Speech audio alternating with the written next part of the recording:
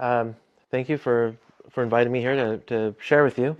Um, I guess I can go ahead because I'm going to keep this a little bit informal since we're meeting here in a living room and space is kind of at a premium.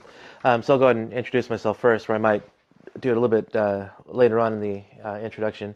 But my name is Clinton Wilcox, and I'm a full-time pro-life advocate from Sanger, California, but I tell people Fresno because that's more well known than Sanger is, and plus, and it sounds and well, yeah, it's about 15 miles, give or take, from Fresno, and plus, there's no airport in Sanger, so I have to fly out from Fresno. So it's basically, close enough. So I can't say I'm from Fresno. Right? Yeah. Okay. That's a little bit of a commute. Stretch? So yeah, a little bit of a stretch, right? Yeah. And so I'm a full-time pro-life advocate. I work for an organization called Life Training Institute. If you're not familiar with that, that is Scott Klusendorf's organization. He's the president of LTI. And so a lot of what I do for LTI is I do a lot of online work. I write articles for the blog. I do a podcast. I answer questions that are submitted to the website, things like that. And I also go around doing speaking engagements like this. So I'm also a published author. I have 2 articles published in Christian Research Journal, with one more that's forthcoming. And I just recently had an article published in Bioethics, which is one of the top 5 leading bioethics journals in the world. And so it's up for early review until they actually assign it to a publication. So needless to say, I've read a bit about the issue of abortion. I've actually been involved in the movement for about 7 years now, going on 8. So have any or most of you had a lot of conversations on controversial topics like abortion or even just sharing your faith, especially through social media, that kind of thing? Yeah. How about abortion specifically? Do you ever talk about this issue? Yeah. Okay. So what I have to talk about here is, what I do in the pro-life movement is my niche in the movement is education, and I specialize in training people how to make the pro-life case effectively and persuasively. And so the topic that I'm talking about here tonight is the topic of why I believe pro-life people need to become amateur philosophers. And so don't let that scare you if you haven't read a lot of philosophy. There's actually not much to it, and it's a lot less reading than you might expect. But there are a lot of good things out there to read on the topic. So the reason that it's significant, though, is it's not just that it's a very, very interesting. Like, I'm very interested by philosophy and a lot of philosophical issues, but the reason that it's significant is because a lot of people are not very good at thinking critically. And so, especially when you talk about the issue of abortion, you're going to encounter a lot of people who think they have a good argument for abortion, but it really turns out that they're actually kind of confusing certain key terms and assuming one thing means the same thing as another when it actually means something completely different. And so knowing these things, kind of keeping these things in mind, will actually help you be a better communicator of your own position, but it will also help you to be able to pinpoint where a pro-choice person has gone wrong and graciously and persuasively convince them that they've gone wrong somewhere and be able to show them how to correct their error, essentially. So the three things that I'd like to talk about, and the first part is definitely going to be the lengthiest. I'm going to basically cover this in 3 parts. That the first part is going to be that philosophers think carefully about issues. That's one reason why pro-life people need to become amateur philosophers. That philosophers think carefully about issues. The second one is going to be that philosophers ask questions, and the third one is going to be that philosophers attack ideas, not people. So this first part is definitely going to be the most helpful when we talk about the arguments that pro-choice people make. And I should probably iterate also, because I seem to have forgotten. That happens a lot. If anybody's listening on the broadcast, the Facebook Live, I'm going to open it up to Q&A later. So save your questions and ask them, and I'll have Devin monitoring the feed, and he'll ask any questions that are asked by the Facebook Live participants. Okay, so this first part is that philosophers think carefully about issues. And another way that I could frame this is that philosophers make distinctions. And that's very important as far as thinking critically and as far as being able to reason correctly on a lot of issues, especially on the abortion issue. I brought 8 ways in which we need to make distinctions, but this could really be multiplied pretty much indefinitely. I could come up with a much longer list, but I'm trying to make sure we're not here till 2 or 3 in the morning. So the first way in which we need to be able to make distinctions is regarding the distinction between philosophy and science. Now, I opted to give this presentation today. I'm not really going to give a full defense of the pro-life position like I did on Tuesday at the Ratio Christi chapter there in Rock Hill. But suffice it to say that pro-life people argue that human life begins at fertilization biologically. The science is settled on that question. Embryologists consistently agree that human life begins at fertilization. So biologically, human life begins at fertilization. And then philosophically, we would also say that human beings are persons from fertilization. We would say that all human beings are persons, even though not all persons are human beings. And so this is how we need to be able to keep this question separate, because not only because we'll kind of muddy the waters or obfuscate issues if we try and tell people that science has told us when life begins, when we start talking about personhood, because the question of personhood is a philosophical question, not a scientific one. The question of when biological life begins is a scientific one, not a philosophical one. So we need to be able to keep these distinctions separate, and a pro-choice person you encounter who is aware of these distinctions will call you on it if you're not careful. But also, there are a lot of pro-choice people who also make these kinds of errors. Recently, I posted a book review of a book by a pro-choice abortionist named Willie Parker, who wrote a book kind of chronicling his journey to become an abortion doctor, and also why he believes doing abortions is actually fulfilling the Great Commission. Go figure that one out. I still haven't been able to do that. But I posted a review on it, and part of my review was that Willie Parker, who is a doctor and who should know better, doesn't actually make a case against the pro-life position that human life begins at fertilization. He just kind of assumes it. And so part of my critique of his book is that the science is clear that human life does begin at fertilization. And so someone who came on to comment wanted to critique my review of his book and tried to tell me that scientists actually haven't settled the question of when life begins. And so he started posting quotes by biologists and developmental biologists trying to show that they believe life begins when, for example, when the brain starts functioning or when you become self-aware, these kinds of things. And so to many people that might seem convincing unless you've actually been reading and studying the issue, because what's going on here is these biologists are actually making the same mistake that I've outlined here. They're confusing the concept of personhood with the concept of biological life. Because it is the case that human life begins biologically at fertilization, and there's scientific consensus. That's just without question. Ever since the mid to late 1800s, we've known that biologically human life begins at fertilization. So these scientists are conflating the concept of biological life with the concept of personhood. There are philosophers who would argue that personhood begins once you become self-aware, and their rationale would be something like because you have to be able to desire your own life, because you have to desire something in order to be harmed by being deprived of it. So by saying that scientists say that life begins at some other time than fertilization is just not the case. So this is one area in which we have to really understand the distinction between science and philosophy, because otherwise a pro-choice person who's really trying to obfuscate the issue might catch us off guard. So that's a very important way. Number 2 is another very common mistake, is that people confuse moral prescriptions with preference claims. So how many of you are convinced by my statement that you are immoral if you do not agree that mint chocolate chip is the best kind of ice cream that there is? Yeah, do you agree? Okay, I've got 2 people looks like who agree. Yeah. Okay. How about if I were to say that you are morally obligated to write in pencil when you do your homework, as opposed to writing in pen? Yes? No? No? So what's my mistake here in my claims? What am I doing here by trying to argue that there's something morally wrong with you if you don't like the same kind of ice cream I do, or don't write with a pencil as opposed to a pen? Yeah, so those are subjective desires. They're what we would call preference claims. It's my preference that mint chocolate chip is the best kind of ice cream, but it'd be awfully silly for me to claim that you're immoral if you disagree, right?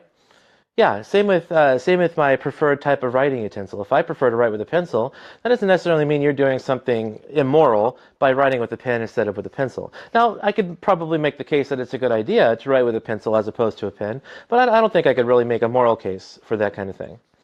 So my two statements are kind of extreme ways of showing that if we're not careful, we can actually confuse a moral claim with a preference claim. Because my claim that mint chocolate chip is the best kind of ice cream is not the same kind of claim as saying it is immoral to torture babies for fun. Right? Those are two different kinds of claims. The first one is a subjective claim about my preference. The second one is an objective moral claim that I'm arguing that it's wrong for everybody to torture babies for fun or to do whatever moral claim I want to throw in there. So the way that they tend to make this confusion in the abortion issue, and this is probably something, especially if you've been talking about it as long as I have, you've probably heard someone say that you have no right to force your views off on me. Abortion might be wrong for you, but I think it's okay, so it's okay for me. You have no right to tell me what to do. Yeah, that's a fairly common one. And so the confusion that they're making there is that we're not trying to say that abortion is distasteful to us, like eating some bad fish. We're not trying to say that having an abortion is just left up to the individual. That's a preference claim. What we're saying is that there's an actual moral prescription against having an abortion. That having an abortion is immoral for everyone under any circumstance. And so this is a way in which they tend to obfuscate the issue. Also, is that they confuse moral claims, moral prescriptions with preference claims. Okay, now the third one is one that you're probably not going to be aware of unless you've actually read some of the philosophers, because this one is a bit more philosophical in nature, but it's actually one of the most egregious ways a pro-choice person can make this mistake. And so the third one here is confusing active potency with passive potency. Do we have any Aristotelians here in the? Yeah. Okay. Right here. Okay. Good. So at least these two guys here know what I'm talking about. But I'll fill the rest of you in. It's not a trade secret, so don't worry. Okay. So So there's a really popular meme that's been going around Facebook, and it bugs me every time I see it, because even if you're not familiar with the concepts of active and passive potency, it really seems like this ought to be something that just kind of at a visceral level you ought to understand is just kind of goofy thinking. So there's a meme that goes around. You don't know what memes are, right? Yeah, right. Yeah, sorry, you're all probably much younger than I am, so yeah, you probably. All we know these days. Oh, is it? Okay. Yeah. So there's this meme that goes around, and it has 4 panels on it, and in one panel you read something like a silkworm is not a dress, an egg is not a chicken. What's the third one? A house is not a blueprint, for example, and then it has a picture of a human fetus. This is not a person, and then it says like condescendingly below, this is not a difficult concept. And of course, every time I have to think, well, yeah, it apparently is a difficult concept because you don't get it. Yeah. So and this is not just something that non-academics do. Academic scientists and philosophers make this same mistake. There's a scientist which you may or may not be familiar with. He's not really a household name, but his name is P.Z. Myers, and he's not a very good thinker, but he is a biologist. And he even made this same mistake when he was trying to critique a pro-life argument. In one of his articles, he says that an iron ingot is not a car, which of course is true, but he's confusing, again, the concept of active with passive potency. So what do I mean by active and passive potency? Well, potency is the capacity that something has to become something else. That's basically what it is. So, for example, or not necessarily just to become something else, but it also has certain abilities that it can perform. Like if I had a red rubber ball just lying there on the table, it has the potential to bounce because it's made of rubber, and rubber is a bouncy material. So it has the potential to bounce. That potential is not going to be fulfilled unless someone knocks it off the table or picks it up and actually bounces it on the top of the table. So that's a potency that it has, and so the potency is needs to be actualized before it can before it can before it can perform whatever it has the potency to do. And anything that has a potency must always be acted on by the outside in order to fulfill that potency. But now, so the difference then between an active and a passive potency is where the locus of the action must come from. So let's consider, for example, and believe me, this will come full circle, and I'll come back around to show how it responds to these views. So let's consider. Oh man, I have a piece of hair that's kind of bothering me. Okay, so let's think of fire, right? So we have a match, and then we have a log of wood. Okay, so both the match and the wood have the potential to catch on fire. The match has that potency actively because it has it within itself to catch fire. The log of wood has that potency passively because it doesn't have within itself the ability to catch fire, but it does have the ability to catch fire if acted upon from the outside. So I could strike the match, which would cause that match to catch fire, and you can correct me if I'm mistaken here. Okay, cool. So you can strike the match to catch it on fire, and then you can put the match over to the log of wood, and the log of wood will catch fire. So these two things have the potency to catch fire, but they have the potency in different ways. The match has the potency actively because it has it within itself, and the wood has that potency passively because it needs to be acted upon from the outside in order to fulfill that potency. So now you might be thinking, well, what does all this have to do with abortion? Well, I'm glad you asked. These memes that say, for example, a silkworm is not a dress, and a blueprint is not a house, an iron ingot is not a car. All of these things have the potency to become whatever it is. So we have, for example, an iron ingot, which is just part of like a big hunk of metal. That iron ingot has the potential to become a car, but it must be acted upon from outside. It's not going to become a car on its own.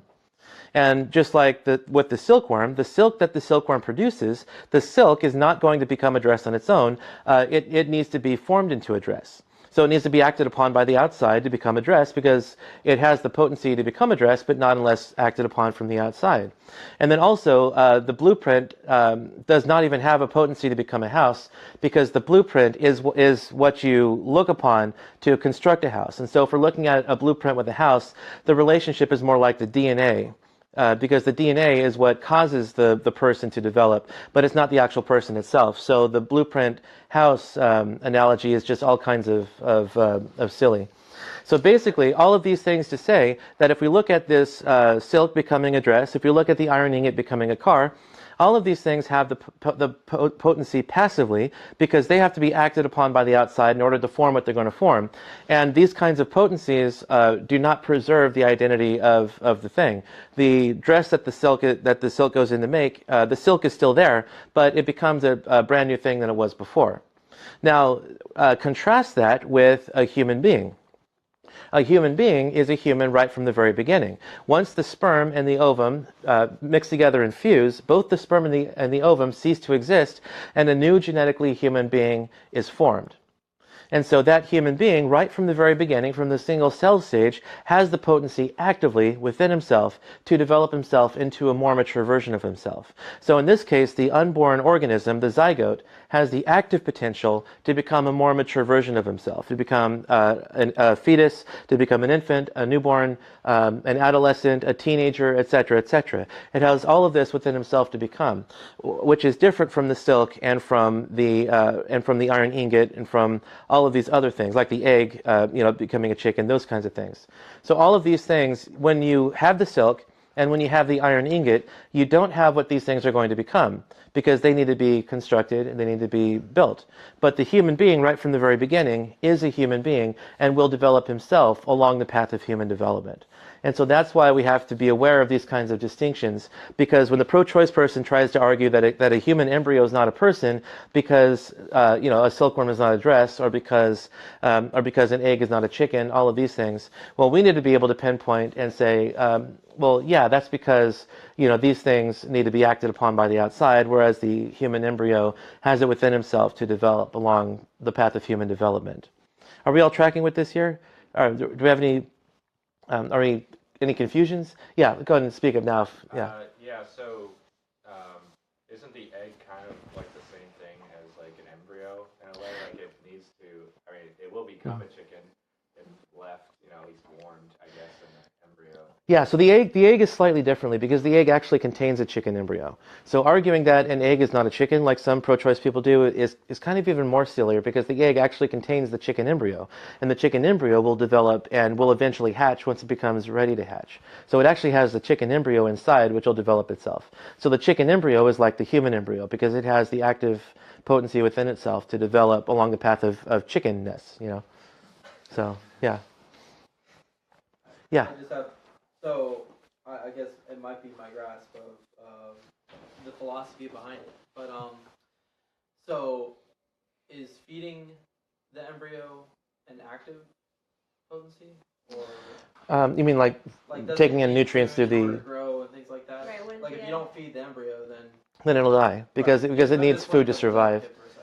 Yeah, so feeding the embryo isn't necessarily an act of active potency because the embryo itself has the capacity to take in food, and it has the capacity within itself to metabolize that food for energy. And so the act of feeding itself isn't necessarily an act of potency. The embryo itself has the potency to be able to metabolize that food. So it's more an act of giving the embryo the nutrients it needs, and then the embryo's body will take those nutrients and metabolize it for energy. Is that okay? Yeah. Are we good? So are we clear on that? Because I don't teach this concept very often, so I want to make sure I'm making everything clear for everyone before I move on. Are we good? Passive Okay. potency is Yeah. external forces acting upon the object, Pretty much, yeah. and then active potency, internal force. It has the ability within itself. Yeah. Now, of course, this is Aristotle, so these concepts actually get a lot more complicated, and I could probably talk for hours just on the concept itself. But this is just kind of a bare bones explanation of these concepts, and this is really all you need to know as far as how to respond to these pro-choice considerations. So in a nutshell, the passive potency is where something needs to act upon it from outside, such as the wood needing to be acted upon by something that has fire in order to give it fire. And then the active potency is where it has the potential within itself. So the match has an active potency because you can strike it and it'll produce the fire on its own. Yeah. Okay. Yeah, so that's the active versus passive potency. That's probably one of the most egregious errors and one of the most common errors I see from pro-choice people as well. And so knowing these concepts will go a long way toward being able to help you, explain how the pro-choice person has kind of gone wrong and be able to explain how to get their comments back on track here. Okay, so the next one that we have is the difference between intrinsic value versus instrumental value. Now, so intrinsic versus instrumental value, it just depends on where the value comes from. So intrinsic value means that the value comes from within yourself. So for example, we, especially as Christians, we would say that human beings are intrinsically valuable because the value of a human being, it comes from within themselves. There's nothing that I need to do to make myself valuable. People are just supposed to value me because I'm a human being, or if you want to go even the more fundamental religious route, I'm made in God's image. And so I'm intrinsically valuable because I have the image of God. Instrumental value is a kind of extrinsic value. For something that's instrumentally valued, the value comes from outside it. And so money would be an example of something that's instrumentally valuable. Those pieces of paper that you might have in your wallet are completely worthless, except for the fact that our society has deemed that it's good for trade, for goods and for resources and services and things like that. So money has instrumental value because its value is completely dependent upon the society in which you find it in. Other cultures don't use paper money. Some have used seashells and other things for barter. So that's the difference in between intrinsic and instrumental value. And so often, you might hear a pro-choice person make this kind of confusion too. Recently on Twitter, there was a science fiction author named Patrick Tomlinson who talks about how he has this thought experiment that he raises to pro-life people, and no one has ever been able to give him an honest reaction or an honest answer to his thought experiment. And just as an aside, it's probably because whenever someone tried to give him an answer, he blocked them. True story. So I thought that was pretty funny, but yeah, apparently the irony of that was lost on him. But so his thought experiment then is not new, nor is it novel. he basically argues that suppose you're in a burning research lab, and you have on one side you have a canister of say 1,000 embryos, and on your other side you have a toddler. Now you can only save one. Who are you going to save? And he uses this to illustrate that since just about everybody, including pro-life people, will save the toddler, well then that shows that we don't really think that the embryos are as valuable as that toddler is, especially since we're letting 1,000 of them die to save that one toddler. So just out of curiosity, how would someone respond to that kind of scenario? And don't worry, I'm not going to be judging anybody's answers, so I'm just kind of curious.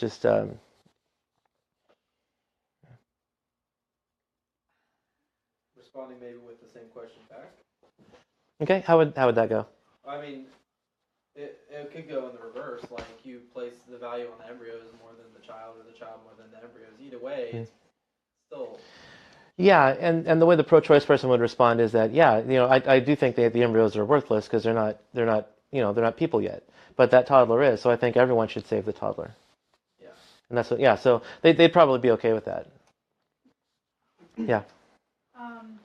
So I would say that the child feels pain, Mm-hmm. is growing, and is actively maturing, whereas embryos in like a stasis container, they're just like frozen in time. They're it kind of reminds me of the passive potency just a little bit, because they're not in a womb and they're not actively growing at that time. Okay, yeah, that's a good way to go. You can talk about the various ways that they might or might not suffer during the fire. Like one is already out of the womb, already grown, and those kinds of things. So yeah, so you can look at that. You can look at that kind of perspective. Does anyone else have some thoughts? Yeah. Or could you also argue that kind of put it in a way of maybe it's like they have a problem with like the age. Let's say you have like your 4-year-old. If your 4-year-old child is in a burning house, and there's also a random baby in your house, which one are you going to save? Kind of to see the difference of, do you really care about how well developed they are, or if it's only personal to you? Right. Yeah, that's another way you could go too. Is you could adjust the thought experiment slightly to ask them what they would do in that situation. So yeah, so these kinds of responses go to show that the person making this thought experiment is kind of confusing the concept of intrinsic value with instrumental value, because we as pro-life people would say that we believe every embryo is intrinsically valuable. So that's why we oppose abortion, because we believe that killing them is wrong. Because for no reason, like not for anything they can do for us, but just because they are human beings who have a rational nature, who are created in God's image. Yeah. I think what's also extremely irritating about that entire argument is that when most people do get an abortion, they're not saving the life of another child to kill their embryo. I mean. Yeah. So right. Exactly. they're not in that moral dilemma anyway. Right. Yeah. And so that's the issue. That in abortion, you're considering who you're going to kill, whereas in this thought experiment, you're considering who you're going to save. And so that's why this confuses the concept of intrinsic with instrumental value. We believe that all embryos have intrinsic value because they are human beings, and so we believe that killing them through the act of abortion is wrong. But when you look at this thought experiment of you're in a burning research lab, who are you going to save, 1,000 embryos or a toddler? Now we're talking about instrumental value.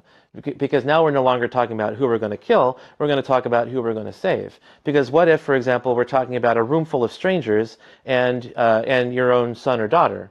Well, now suddenly the equation changes. You're probably going to rescue your child over the room full of strangers. And so that's because the child, even though all of these strangers are intrinsically valuable, and you believe that they're just as valuable as your child, that child has greater instrumental value to you. And not only that, but there are also other factors, like you've been entrusted to the protection of the child. And so there are other considerations, most of them having to do with instrumental value. And so this is a way in which they can actually confuse the concept of intrinsic with instrumental value as well. Okay. So intrinsic versus instrumental value. Another way that people can make confusions in this issue is that they confuse the concept of a fundamental right with the concept of a legal right. So who can tell me what the difference is between those two kinds of rights? I figure since we've already opened up the floor, I might as well... Well, fundamental one that we're just given because we're human. It's a God-given right, and legal is given to us by the state. Right, yeah, exactly. So a fundamental right they're also called basic human rights. We have those rights because of the kind of thing that we are, which is that we're human beings. We don't call them self-awareness rights. We don't call them consciousness rights. We call them human rights because you enjoy those rights just because they're human. And so we also oppose abortion because abortion is there's a word I'm blanking on. Abortion is, it's essentially negating the natural rights of the unborn human being in order to justify killing them for some reason, usually for an area of convenience. So the fundamental right is something that we all have just by our nature, by virtue of what we are. A legal right is a right that is granted by the government, and it's usually attained through maturity. So, for example, the right to vote and the right to hold public office are also are actually legal rights. So, if someone who is, for example, a native of Italy comes over to the United States, that native of Italy does not have the right to vote in one of our elections, but he still has natural rights like the right to life that must still be respected while he's over here. So a lot of people tend to make these confusions. This is one that I see fairly frequently, is that I'll see people who are trying to justify the fact that the unborn have no rights. And they'll usually say something like, it's obvious that the unborn don't have any rights. We don't let them vote. We don't let them drive. So of course they don't have rights. But again, this is making those confusions because, they can't vote because we've set an age limit. You have to be 18 in order to vote. And you can't drive because you have to be 16 in order to drive. We've set these age limits. But that doesn't negate the fact that the unborn do have fundamental rights because they're human beings. So they have these fundamental rights by virtue of what they are.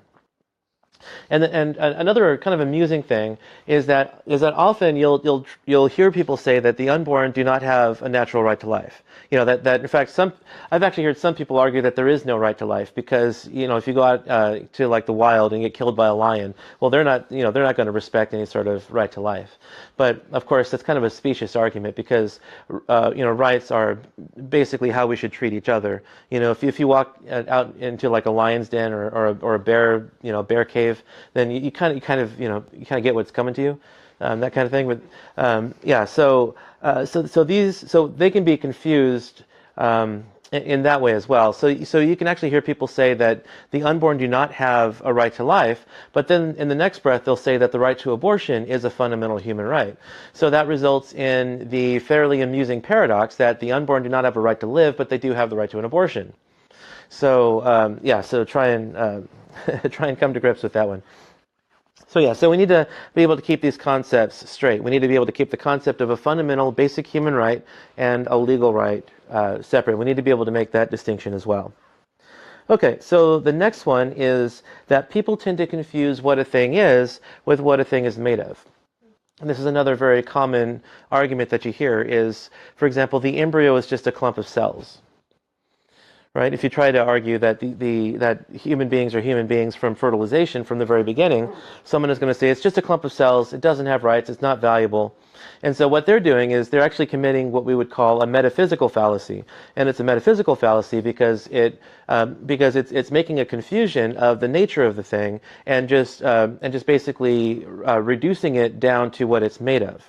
But of course, human beings are more than just the sum of their parts. It's not, the early embryo up until a few weeks may look like a clump of cells, but it's actually a highly organized individual, an organism that's developing itself into a more mature version of itself. And fairly quickly, it starts to take on more human features. But even before it takes on what we might recognize as human features, it looks exactly like all human beings do that early in their development. So even if it lacks what we would consider common human features, it still looks exactly like human beings should at that stage in their development. So that's another common confusion. Just a couple more here. People tend to confuse qualitative changes with quantitative changes. So what this means is that people tend to confuse the types of changes that an embryo undergoes and thinking that the change is a lot more drastic than it actually is. So a qualitative change has to do with qualities or properties. So it's true that the unborn from fertilization undergo certain changes. It's obvious just by looking at them. It starts very, very, very small, very tiny, smaller than the period on a page of paper, and it eventually grows and it becomes a lot bigger than it started off with. It also develops a lot more as it grows. And it also depends less and less on the woman's body. As it goes on, it becomes more and more viable to live outside in the outside world. So all of these changes are what we would call qualitative changes. They're not changes in the kind of thing that the embryo is. They're changes in the kinds of things that the embryo can do. Now, a quantitative change is a change that would change the nature of the individual into something it was and into something brand new. So, for example, if you have the sperm and the ovum cells, those things are not identical to the embryo that it produces. So when the sperm and the ovum merge, they both cease to exist. They undergo a quantitative change, something that changes the nature of those two human cells into something that is the beginning of a human organism. So all of these changes that the unborn organism from fertilization undergoes are not changes that change the nature of the individual into something that doesn't have rights, or from something that doesn't have rights into something that does. And then finally, another one we need to keep distinct are legality versus morality. And this is important because it should be fairly obvious, but sometimes you'll get people who just aren't really thinking about this kind of thing, that just because something is legal doesn't mean it's moral, and just because something is moral doesn't mean it's legal. So in fact, a very kind of a potent analogy we can give is, 100 years ago, slavery was legal in the United States. Slavery was legal, but that doesn't mean that it was moral. So even though slavery was legal, anyone who owned a slave was still doing something immoral, even though the law permitted them to do so. So in today's age, we don't have slavery legal anymore, but we do have abortion legal. And so just because abortion is legal, that doesn't mean that it's moral. And so often people just argue that, abortion is legal, so you need to get over it. They'll argue that it's the law of the land, and the law of the land, isn't going to change. Which, of course, isn't true, because slavery was once legal again, and it's now illegal. So just calling abortion the law of the land doesn't do anything toward determining whether or not we should work toward making it illegal or outlawing it, or even just making it unthinkable. Okay, so these are just some of the ways in which the confusion can happen when we talk to people about abortion. And again, like I said, I brought in 8. That can probably seem a little overwhelming if you're not really prepared for it, but it's just something that'll come with time. When I come in and give these presentations, I don't expect everyone to just perfectly memorize everything and go off and just be this amazing arguer for the pro-life position. It does take time. Like I said, I've been studying the issue for almost 8 years now. And so this has just all come through the hard work of reading and having these kinds of interactions as well. So my first part then was that philosophers think carefully about issues, or they think critically about these issues because they make distinctions. So my second point then is that philosophers ask questions. Now, the most important way that we gain knowledge, or that we learn information, is by asking questions. Because if you start off just assuming that you have all the answers, well, you're not really going to learn anything. So the best way to learn is by asking questions. But also, when you're engaged in these kinds of conversations with pro-choice people, and you feel like they might not be making a very well-reasoned argument, questions can also help you kind of get at the heart of what the pro-choice person is arguing. So Greg Koukl, who's a Christian apologist, who actually is not exactly local to me, but he lives a lot closer than Devin does to me. He's in LA, and his organization is called Stand to Reason. He wrote a book called Tactics. And in his book, he talks about 3 what he calls Columbo questions. Now, Columbo was even a little bit before my time. For me, it's Adrian Monk. I don't know if you all recognize that name, but yeah. So Columbo was kind of this unassuming, this unassuming detective who kind of seemed a little bumbling, and like the criminals that he was investigating never really took him seriously just because of how he acted. But he always came up with this question that would kind of get at the heart of what the criminal was hiding. And so now, obviously, I'm not saying we're supposed to treat pro-choice people or our interlocutors as criminals under investigation. That's not what I'm saying. But what I am saying, though, is that we can use these same types of questions to sort of investigate what it is a pro-choice person is asking, especially if it's something we haven't heard before, because now we can kind of enter information gathering mode, and we can have the pro-choice person tell us for him or herself what it is he or she is trying to ask. We don't necessarily just want to assume it, because otherwise we might end up looking foolish. So the 3 Columbo questions that we want to ask are, the first one is, what do you mean by that? So like if someone was to say, for example, I believe abortion should be legal because I just think, it's her body. She can do whatever she wants with it. Well, there are at least 3 or 4 different things they might actually mean by that. So asking, what do you mean by that, will give you a chance to hear what kind of argument they're actually making in their own words. The second question we can ask is, how did you come to that conclusion? So now we're kind of putting them in the hot seat a little bit, because we're not just going to allow them to assume whatever they say is true. We want to actually have them justify it. And so whether or not they can justify it, by asking them, how did you come to that conclusion, now we're able to ask the person to give us either a supporting argument or evidence for their view, so we can hear where they're coming from. They might not be able to support it because it might just be a slogan they heard somewhere, or they might actually have reasons, or have some compelling reasons for believing what they do. You'll never know until you actually ask. And the third question then is, have you considered the implications of your view? And this is important because now we can actually use sort of what they call a reductio ad absurdum to show that the view that the pro-choice person is holding on to, if they really investigate the ramifications of what they believe, might not be a position that they want to hold. So, as another example, a pro-choice person who is arguing, well, I think that abortion is permissible because I just don't think the unborn are persons. So if he says, I don't think the unborn are persons, well, you can ask your first Columbo question. Well, what do you mean by that? Well, I just think they're not self-aware. You can't be a person unless you're self-aware.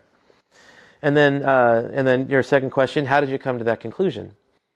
Well, I was reading this guy, you may have heard of him. His name is Peter Singer, and he says that, you're not a person until you're self-aware, because you have to be able to desire something in order to be harmed by being deprived of it.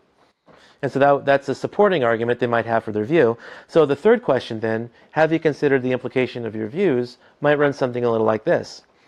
Okay, that seems to make sense on the surface, but have you considered that if you're holding self-awareness as the view that establishes personhood, well then, considering that we don't become self-aware until sometime after we're 1 year old, that you would also have to justify infanticide as well. And then that's kind of helping to get the gears turning in their head, because they might not have considered that before.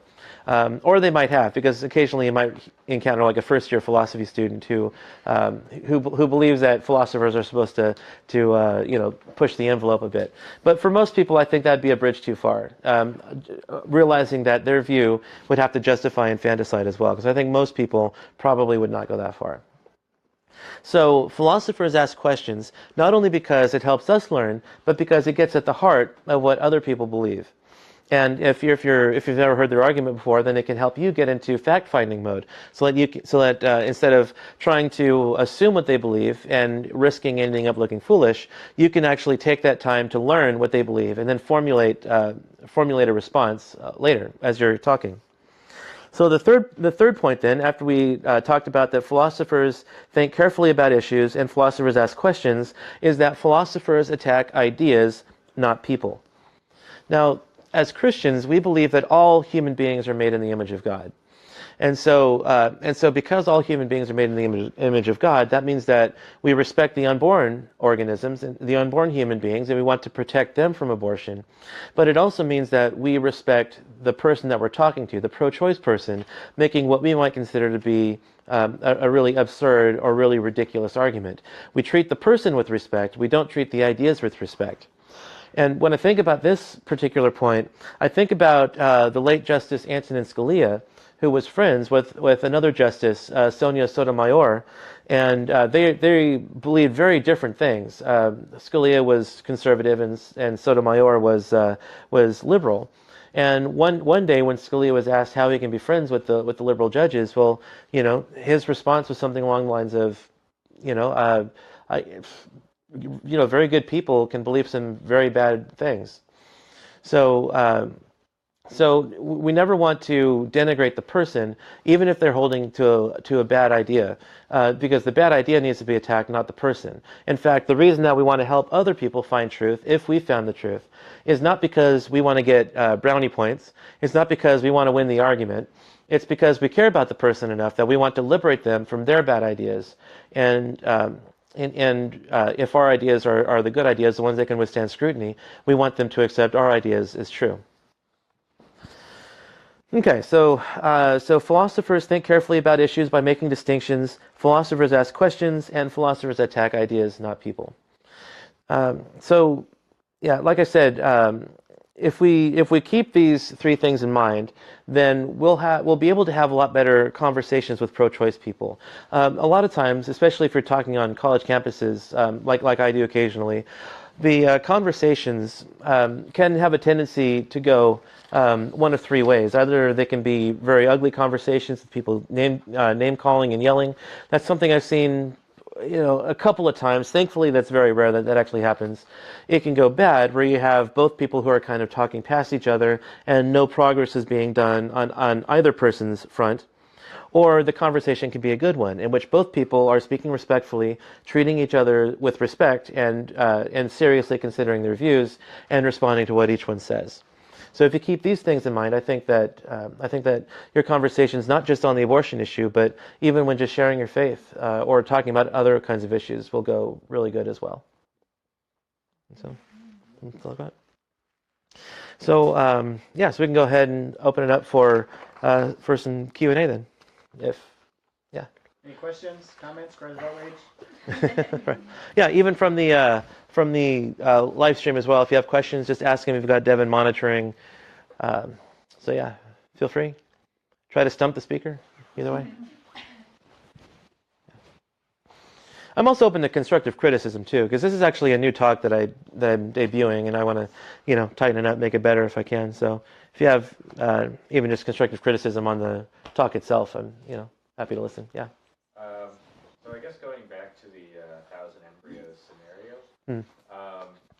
so I guess the argument then is we can still be consistent in believing that the embryos are persons, even if we think it'd be better to save the child over the embryos. Is that what you would say? Or Yeah, there's a number of different ways you can go with it. The way that I gave in the presentation is one way. What I usually say is, okay, let's just suppose that you're right, that I don't think embryos are just as valuable as a toddler. Well, how does it follow then that I believe we should kill the embryos? Because even if I think they're less valuable, it doesn't mean I think they're so invaluable. Well, I guess invaluable means valuable, doesn't it? It's kind of one of the quirks of English. Doesn't mean that I think they're so non-valuable or unvaluable, I guess, that I think we should be able to kill them. So that just doesn't follow at all.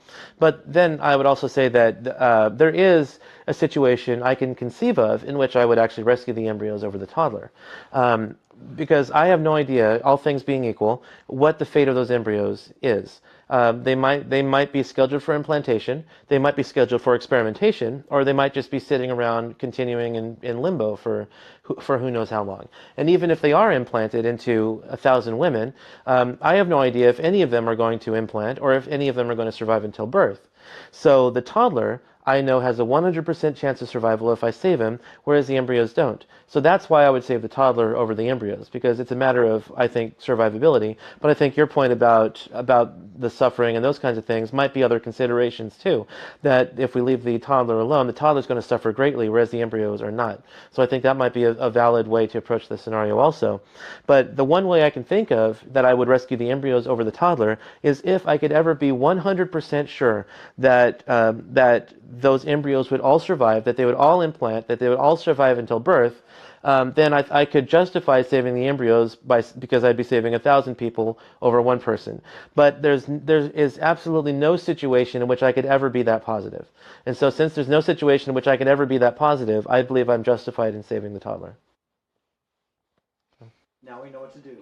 Right. Yeah. So now if you're ever in that situation, just think back to, We yeah. thought of one scenario. Yeah. Yeah, we were Right. actually talking about this scenario earlier amongst ourselves. Oh, you were?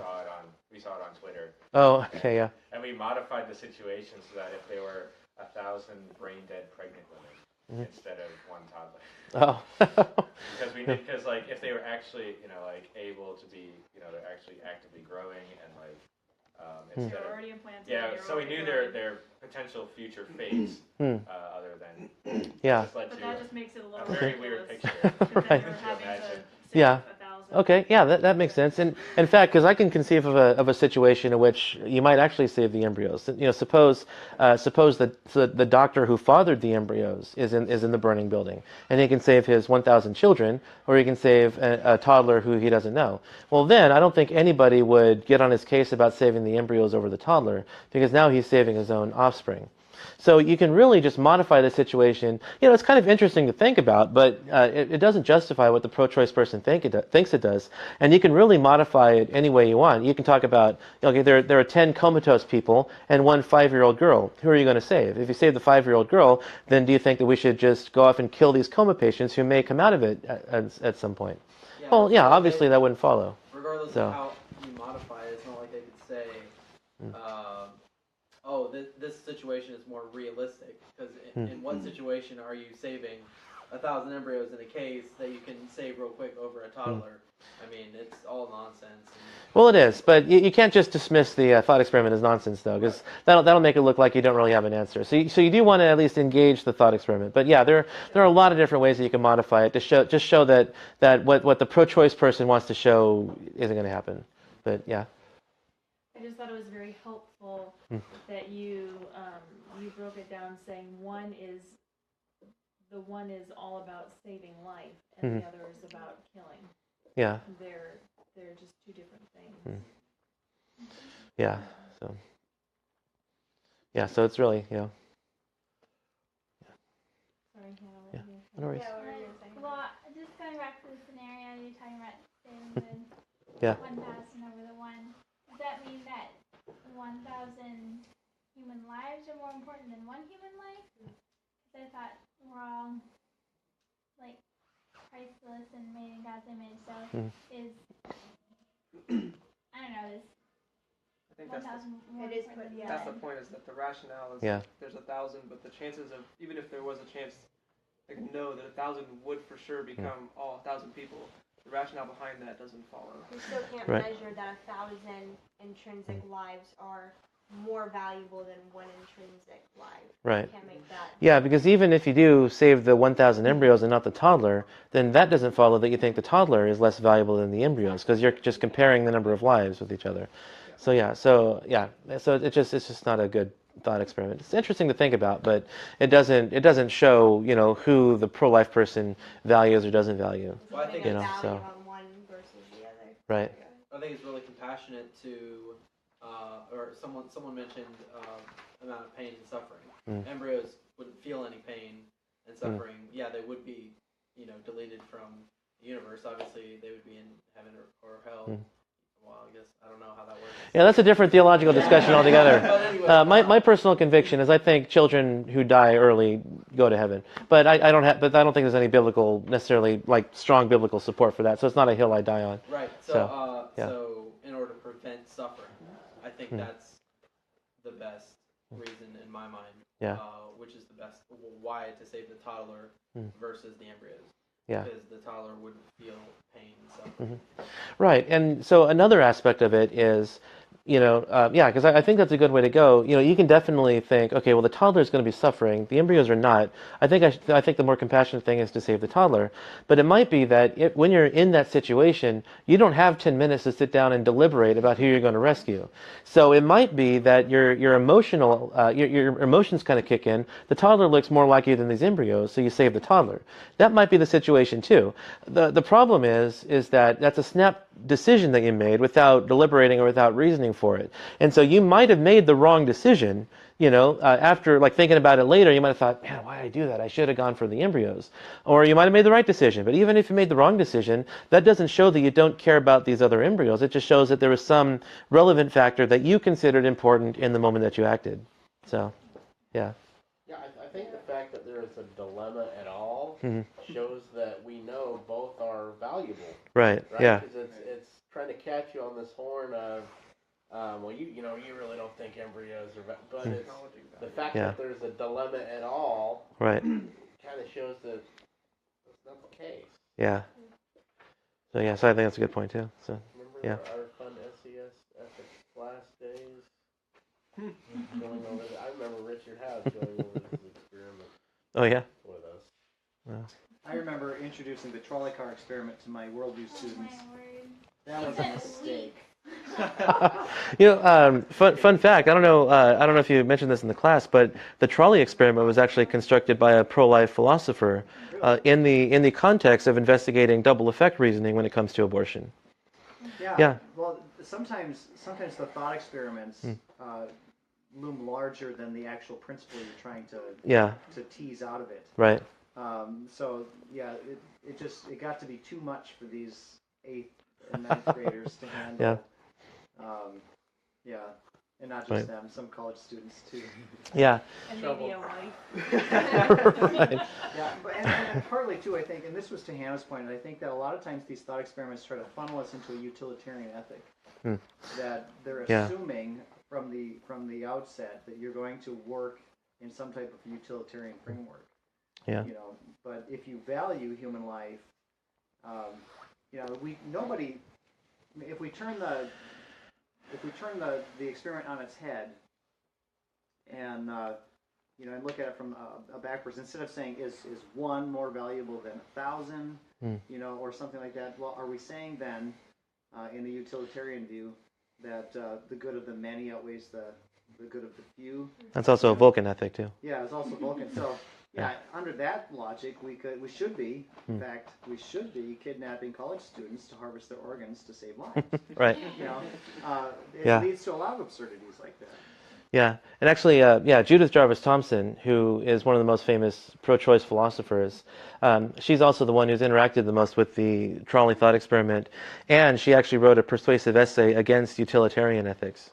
So I thought it was kind of cool. Just studying the abortion issue, you start to realize that they have like ties with all of these different things. So I think it's kind of interesting to read what else they involve themselves in. I actually find things like this, really interesting, and I think ethical issues especially are fascinating, and metaphysical things. And a lot of people think that metaphysics is kind of useless because it's just like esoteric thinking. But the reality of it is, wherever you fall down on metaphysics is going to affect the rest of your life and the rest of the way that you view things. And so having a good metaphysical grounding is, I think, important as well for good moral reasoning and those kinds of things. And so even having no metaphysic is a metaphysic. Right.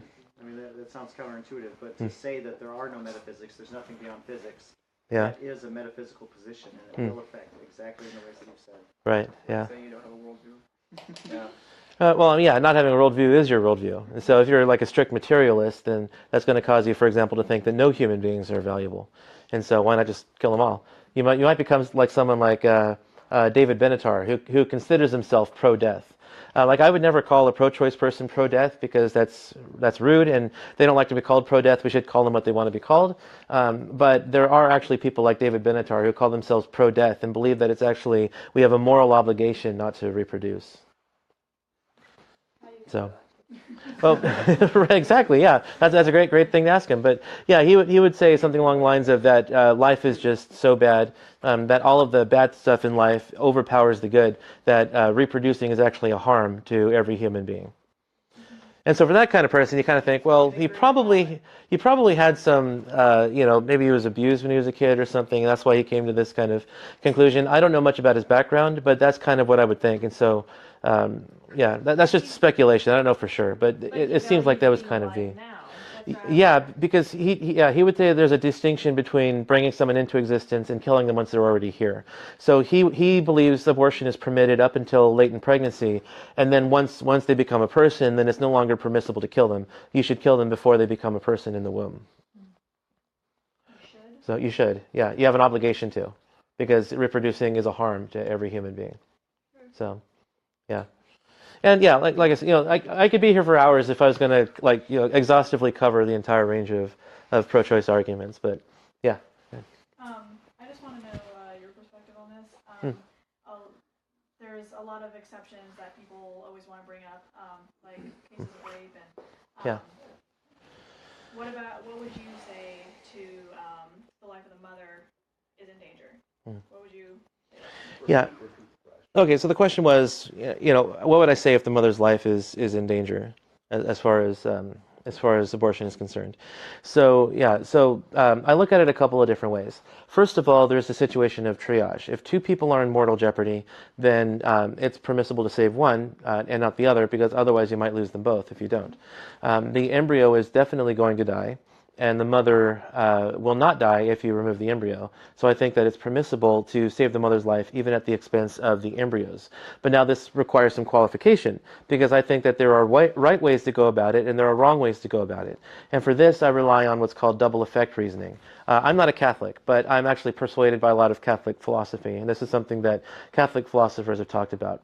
So double effect reasoning says that there must be four criteria that are satisfied in order for an act to be justified. One of those qualifications is that the good that comes about must be comparable to the bad, or the bad that is done must be comparable to the good, or vice versa, something like that. But basically, saving the mother's life and losing the embryo's life are comparable, because you're losing one life, but you're saving another. Another criterion is that the bad act that is performed must be foreseen but not intended. And then another qualification is that the bad act must not directly influence the good effect. So the bad thing you do cannot be a direct cause of the bad thing that happens. So basically, let's consider a case of ectopic pregnancy. In an ectopic pregnancy, the embryo implants somewhere other than the womb, usually in the fallopian tube. So if it implants in the fallopian tube and we don't do anything about it, the embryo is going to continue to grow and develop, and it's going to rupture the tube, and the mother is going to hemorrhage and most likely die. Now, there's a right way to resolve the situation and a wrong way, because the intention is there. The intention is not to kill the embryo. The intention is to save the mother's life, but in saving the mother's life, the death of the embryo is foreseen but not intended. Also, the death of the embryo must not be directly caused by the doctors trying to save the mother's life. So there are actually three ways you can resolve an ectopic pregnancy. One is by giving her a drug called methotrexate, which she takes, and then that would cause the embryo to disengage from the fallopian tube, and then the embryo would disintegrate in the woman's body. I would not think that would be morally permissible, because that would be an act of directly killing the embryo in order to save the life of the mother. But what I would think is permissible would be to remove the offending part of the mother's fallopian tube that has the embryo in it. If you remove the tube, you're saving the mother's life, but you're not directly killing the embryo. Removing the tube, you foresee that the embryo is going to die, but it's not intended, and the embryo is not killed by a direct action by you. What kills the embryo is that its lack of ability to survive outside the environment of the mother's body. So I would think, due to double effect reasoning and the situation of triage, I would think that a life-saving medical procedure to save the mother's life would be permissible, but a direct abortion to directly kill the unborn child would not. So there's a right way and a wrong way which can resolve the situations, I would say. Okay, so if I think another one that's very common is if the mom gets cancer and chemo is required, and right. Would you say that it would be better for them to the child and let her have a natural abortion through chemo, or would it be better to take the embryo out before all the chemo, because that can be really hard on the embryo. I mean, depending on the level. I mean, if it's really small, then I think it wouldn't be as bad. But if it's almost fully formed, then Okay, so the question, so the question is, what about a woman with cancer who undergoes chemotherapy? And this one's a little bit trickier because, from what I understand, I'm not a doctor, so I might have read faulty information on this. But from what I've read, I don't think a fetus is necessarily at risk when a woman undergoes chemotherapy. I think that fetuses can often survive chemotherapy, but when it comes to actually doing chemotherapy, and again, like I said, I could have read bad information on that because I'm not a doctor myself. There is actually a doctor who works for LTI named Rich Papard, who I usually go to with my medical questions, but unfortunately, I don't have him here with me right now. So if there's minimal risk to the fetus, I would say that it would be permissible. If there was greater risk to the fetus, I'm not entirely sure where I would land on this. I might have, in fact, I should probably talk to him in case this question comes up again. But because it seems to me that, because I think under double effect reasoning, I think the chemotherapy would be a direct act of harm to the fetus. So I'm not sure that would necessarily be permissible under double effect. But do not go under, not have chemotherapy at all, but let the cancer progress. Okay. So that's kind of my instinct on that. And again, I could be mistaken. If I'll talk to Rich and he might set me straight on this. But I have talked to him before, and there are things that a woman will go through that the doctor can't do because they want to preserve the life of the fetus. So, for example, if a woman needs to have, for example, like a tooth pulled or something, a doctor will not give her anesthetic because that could cause harm to the fetus. And so, in that case, then the doctor would not act for in the interest of the woman's comfort because it might cause harm to the fetus. But considering that this is a life or death situation, and if she can't wait until she gives birth, my instinct tells me that if there's a minimal chance to the fetus, then I would think it would be permissible to do so. If there was a great chance that the fetus would be killed because of it, then I'm not quite so sure. So.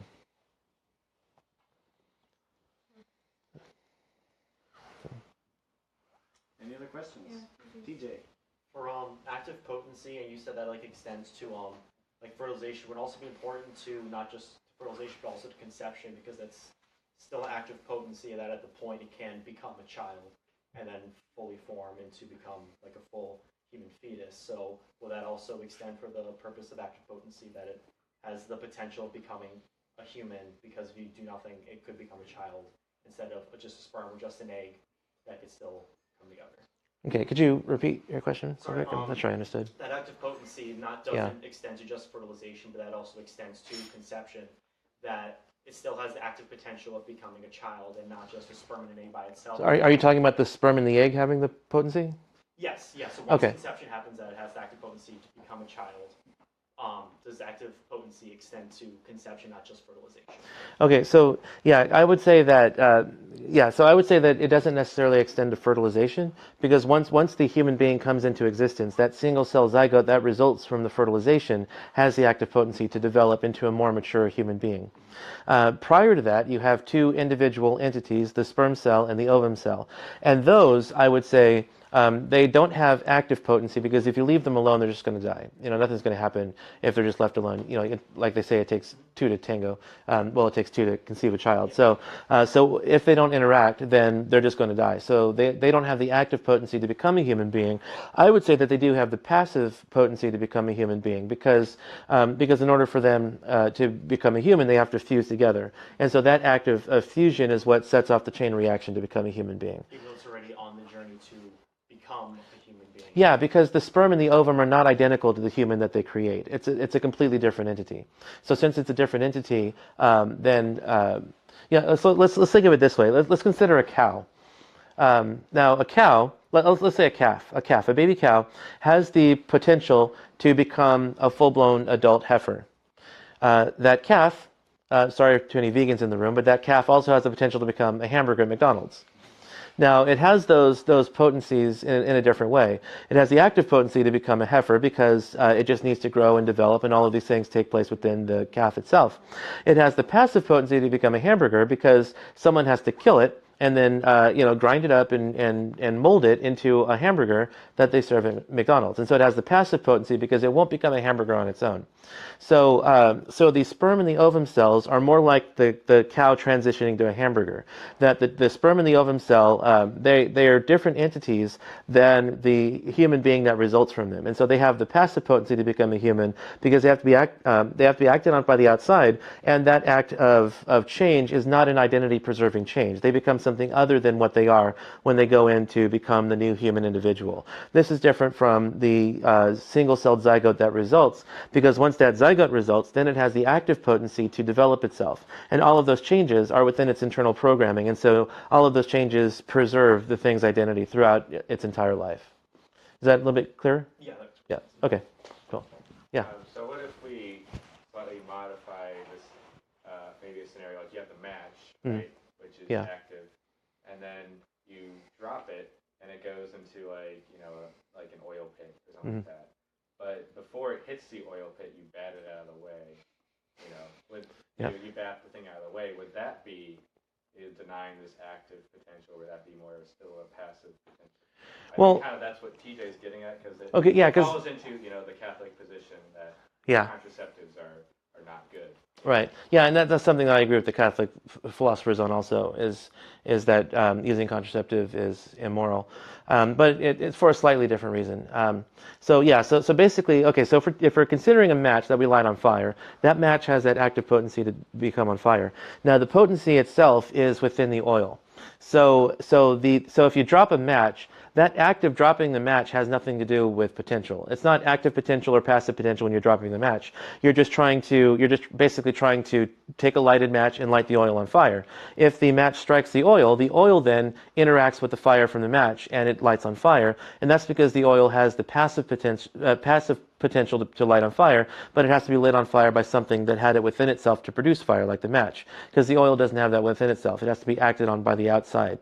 So the chemical reaction of the oil interacting with the fire is what actualizes the potency that it has. So it's not the act of dropping the match that has a potency. It's just the oil has that potency, and if it interacts with the match, then that potency becomes actualized. So if you bat that match out of the way at the last second and the oil doesn't light on fire, then nothing happens. You've just basically prevented the oil from lighting on fire is all that happened. So you've prevented the oil from actualizing its potency to be on fire. Essentially is what happened. Is that clearer? Or okay. I mean, maybe there's a way you can, because I'm describing it as simplistically as I can. I'm not sure if, like I said, I don't teach this concept very often, so there might be on my end something I'm not explaining very well, but clear on just based on the questions, and maybe I've been conflating. I didn't see. What's the distinction between conception and fertilization? I conflated those in my mind, thinking about the same thing. Is there a distinction there? Actually, a lot of people use those terms interchangeably, and I don't know if it's necessarily important that we keep these two distinctions separate. The way that I usually think about them is fertilization is the process. The sperm interacts with the ovum, and there's like a 24 to 48 hour process. It's like a 5 or 6 step process that occurs, and that whole process is what I consider to be fertilization. Conception I usually use as once that process finishes and the new human being is there in existence. So that's the distinction that I make. I don't think those are necessarily distinctions that are made by the doctors themselves. They might use them interchangeably. I'm not sure, but I know that a lot of pro-life people tend to use them interchangeably, and it's not necessarily a hill I want to die on to say we absolutely should keep these things separate. Because usually, a pro-choice person will know what you mean by fertilization or conception, and if they don't, then you can always just clarify later. So you're saying after the 24 to 48 hours. Then the new zygote is formed, or when conception happens, it is being formed. Because then there's an argument there from Prophet. The morning after, Yeah. So okay. So here's the thing. No, there is scientific consensus that fertilization is the process that creates a new human being. From what I've read, there's no scientific consensus about when exactly during that fertilization process it happens. There are arguments for different times within that fertilization process. But there's no question that once fertilization has completed, a new human being is in existence. So the morning after pill, if it does make the womb inhospitable for a human zygote, then it is an early abortion because you're killing a human being that's already been conceived. So again, that's one reason why I'm not sure it's necessarily an important distinction, because we don't have any way of killing a human being that early, like during the fertilization process. So since there's no way really to kill it, then it's not really necessary that we pinpoint exactly when the new human being comes into existence in order for our argument to get off the ground, because there's just no question that once conception is completed, then a human being exists. So yeah. Yeah, go ahead. So it's the connection of when sperm meets ovum that it has the active potency to become everything that it's supposed to be. Well, yeah, once the human being comes into existence, because fertilization is like a 5 or 6 step process, and so it's like the sperm ceases to exist and contributes its genetic material to the ovum. The genetic material mixes, and the ovum undergoes a radical change to become the zygote. Things like that. All of these things kind of happen, and so sometime during that process, the new human emerges. So there's no question that once the fertilization process is ended, that a human being exists. Yeah. I think I would disagree that it's at the end, because I think the point of the active potency was that as soon as it has the full potential to become something else, like a human, and that would be as soon as it joins, because the sperm and the egg are complete; those are not going to do anything by themselves, and as soon as they join together, it's progressing. But I wanted to just make a comment. I think what TJ and Kevin were trying to say with the match and everything, is it wrong to stop a passive potency from becoming active potency? Because the sperm are passive, but when they join, they're active. Right. So is it wrong to prevent the passive from becoming active? Oh, okay. Are you speaking like in general, or just as has to do with contraceptives? I mean, mostly just the contraceptive. Is blocking the sperm wrong? Yeah. Okay. Yeah. So if we're just talking about causing about preventing the entities with the passive potential to become the human being, if we're just talking about that act, I would say that no, there's nothing wrong with preventing those two entities from coming into contact with each other in order to produce the new human being that then has the active potency to continue on. I would, however, say, so I'm just saying, considering that, I don't think there's anything necessarily wrong with that, because you're not killing a human being that's already in existence. You're preventing one from coming into existence. And so I think that's important to keep separate as well. But I do think that using contraceptives are immoral for the same reason that Catholic philosophers would say, because I'm also a proponent of natural law. And I think that if you're going to, that every time you have sex, that you need to do so in a way that's procreative. And if you act in such a way that's going to thwart the natural end, or the way toward which the reproductive organs are directed, if you're going to actively work to thwart that, I think that's wrong, because and again, that's a whole another topic too for a whole other time. But yeah, so suffice it to say, I would say that contraceptives are immoral, because I'm convinced that natural law is a correct ethical approach. So yeah.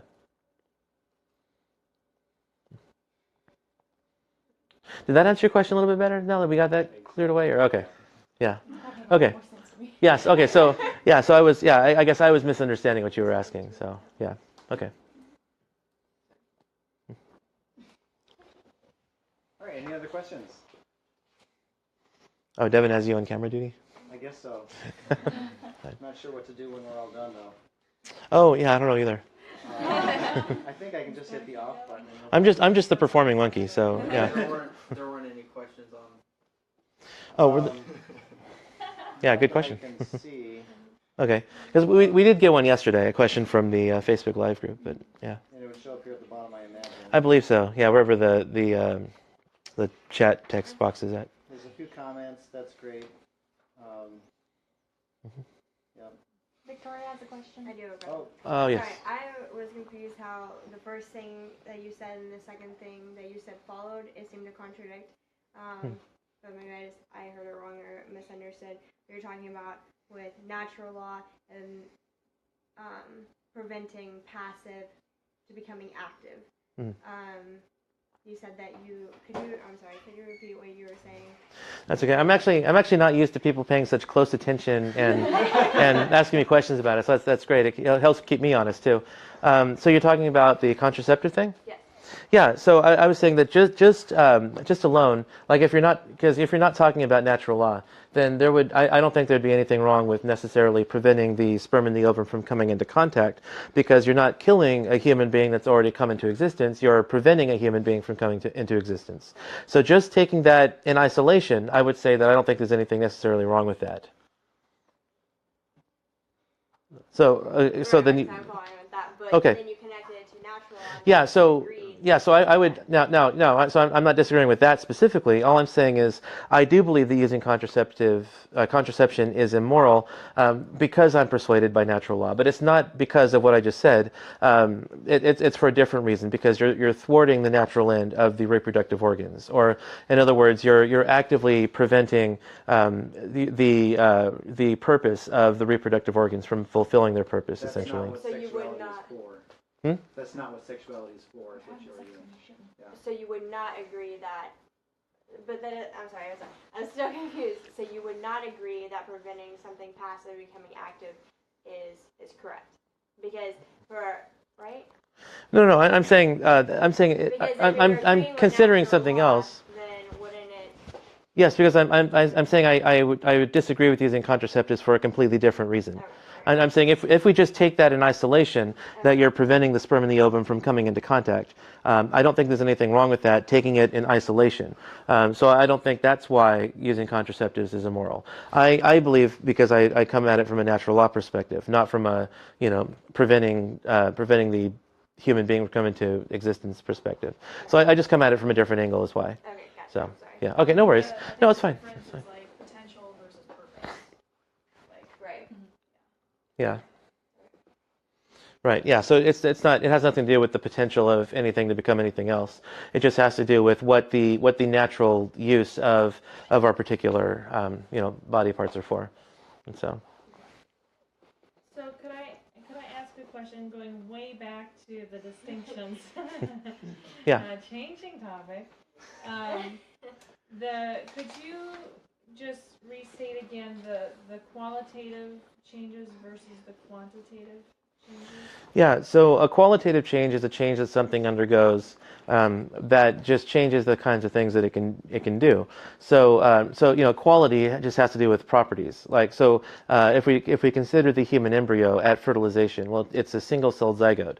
As the embryo continues to develop, the cells start splitting into 2 and then 4 and then 8, and eventually it becomes it starts taking on more what we consider to be human features, and then it has a heartbeat in the 3rd week. Its brain starts functioning around the 6th week, and it has all of these changes that it's undergoing. It's getting bigger. It's becoming more developed. It's becoming less and less dependent on her body as the pregnancy goes on.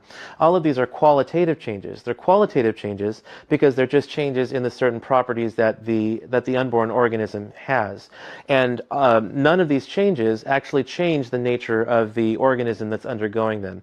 So just because the single-celled zygote now has a beating heart and a functioning brain and working kidneys and all of these things, that doesn't change the nature or the humanness of the embryo at the single cell stage, because all of these changes were within its internal programming to undergo. And so compare that with a quantitative change. A quantitative change is a change that something can undergo that changes its nature entirely. And so that might be something like killing a cow and turning it into a hamburger. Making a cow a hamburger is a quantitative change because the cow ceases to exist, even though certain parts of its anatomy remain behind, and become tasty food. Yeah, right. Yeah. Yeah, that helped. Thank you. Yeah, okay, you're welcome. But we have a question online from Miss Teresa Horner. Okay. And I'll have you repeat it. Okay, she gets a gold star for attending multiple meetings. She says, I find that some pro-choice people are also the ones who want us to donate so that no homeless cat or dog is euthanized. How do they come to such a conclusion? I mean, what's that? Oh, repeat the question? Okay, so the question has to do with that a lot of pro-choice people give money to shelters with dogs and cats to make sure they don't get euthanized. Yeah, so how do pro-choice people come to that conclusion? And I mean, the only thing I can really just say is you'll have to ask them, because a lot of people hold various views, and some of them are contradictory, some are not. But in this case, you might be dealing with a pro-choice person who loves animals, and so they might think that. They might be like a Peter Singer kind of person, that they think, Peter Singer wouldn't think this is about cats or dogs, but they might be kind of along the same lines, that they think, an adult cat is of more value than, say, an embryonic human. So they would think that we should, instead of donating money, say, to pregnancy care centers, they might think we should give them to no-kill animal shelters or something to make sure that dogs or cats aren't killed. So it just might be that even though they don't believe that human beings in the womb are valuable, they do believe that other kinds of animals are valuable and we should protect them. So I don't think that's necessarily contradictory. I just think that they're not going far enough when they try to consider which human beings deserve our respect as well. Or I think a lot of times they don't think it's a human being in the womb, right? Because I think, and maybe I'm wrong, but I think the issue with the pro-choice and the pro-life issue, I think the issue is, when does life begin? Not, is it okay to kill a human, right? I think well, it depends on who you're talking to. I mean, you have your Peter Singers, but I don't think they're the majority of the pro-choice. And again, it's a little bit more complicated than that too, because it's true that several pro-choice people I've encountered are not very knowledgeable on the science of embryology, even though they should be, because it's like fifth grade biology stuff that they should know. But a lot of them just don't know. But then you do get a lot of people who do think that it is a human being, but that it's okay to kill. The people who come from bodily rights think that, okay, it is a human being, or it might be a human being, but whether it is or not is irrelevant, because I can kill it whether or not it is, because of Thompson's violinist thought experiment or something. So you do encounter some pro-choice people who do question the biology, even though there's scientific consensus, and then you get pro-choice people who don't question the biology but think you can kill it anyway because of bodily rights, and then you get people who do come at it from a personhood angle. It's not conscious, it's not out in the world yet. It's just not a valuable human being. So it really just depends on the kind of person you encounter. Any questions? Can you recap super quick what the difference between intrinsic and instrumental value was? Yeah, basically intrinsic value is where the value comes from within the thing, and instrumental value is a kind of extrinsic value, where the value comes from outside of it. So human beings, we would say, is intrinsically valuable. We would also say that beauty is intrinsically valuable. We would say art is intrinsically valuable. All of these are intrinsically valuable because the value is not added from the outside, but these things are worth seeking for their own sake.